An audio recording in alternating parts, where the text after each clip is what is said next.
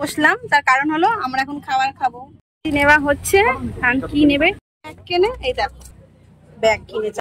এখন বেরিয়ে পড়েছি, এখন বাজে 1:30 বাজতে 10 মিনিট বাকি। এই তো আপাতত রাস্তার দিকে রওনা হলাম, সবাই বাড়ি থেকে বেরিয়েছি, এখন দেরি আছে যেতে। বসলাম, তার কারণ হলো আমরা এখন খাবার খাবো। দুপুরে খেয়ে বেরাইনি, কারণ খাবার নিয়ে এসেছি, তখন পেটটা ভর্তি ছিল বলে, তাই জন্য এখন খাবো। কি কি এনেছি দেখাচ্ছি।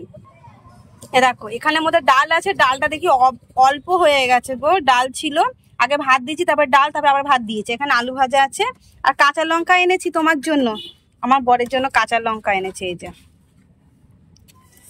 আমরা এরকম খাই, আমি খাই না, বাট আমার বর ভালোবাসে খুব খেতে, বাট ওর জন্য এখন আমাকেও এখন একটু কি বলবো অ্যাডজাস্টমেন্ট। এটা কি নেওয়া হচ্ছে, কি নেবে এখন? নেওয়া হচ্ছে রং মশলা, এখন জানি না কি কি নেবে, ওই জানে।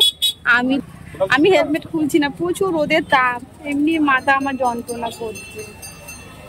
ব্যাগ কেনে, এই দেখো ব্যাগ কিনেছে, আবার ব্যাগ আনতেই ভুলে যায়।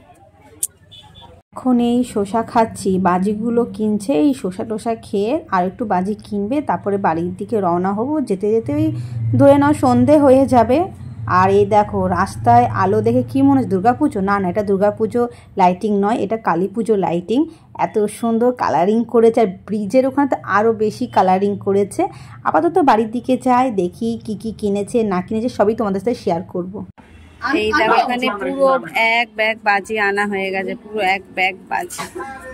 এই দেখো সব, এটা চরকি, এগুলো ভালো, চরকিগুলো খুব সুন্দর কালারফুল চরকি আছে, রং মশলা আছে, সাপবাজি আছে, কি সব আছে আরো।